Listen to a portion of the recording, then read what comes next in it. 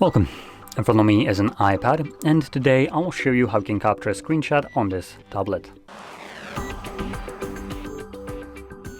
So to get started, you will want to open up content that you wish to capture. For me, that will be the home screen, which is already open and visible on the screen.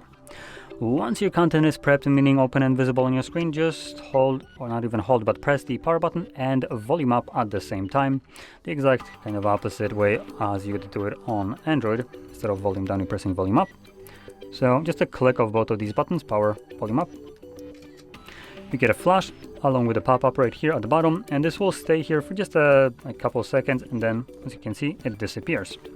Once the pop-up disappears, you can find a screenshot in your Photos application, and it will be visible as the newest one right here if you have just captured it. Just to showcase this is the screenshot that I've captured, and you can see it on based on time, so it's 2:11, and if we go look at it, it's now 2:12.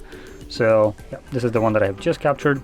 Now later on, if you're trying to find your screenshot that I've captured some time ago, instead of trying to look through your entire library like right here, it might be simpler to just scroll down, and here we will find screenshots. You can click on it, and this will take you to an album where you will have only screenshots and nothing else, making it much easier to find whatever screenshot you might be looking for, which you can see newest ones are at the top. So there we go. Now, if you found this very helpful, don't forget to hit like, subscribe, and thanks for watching.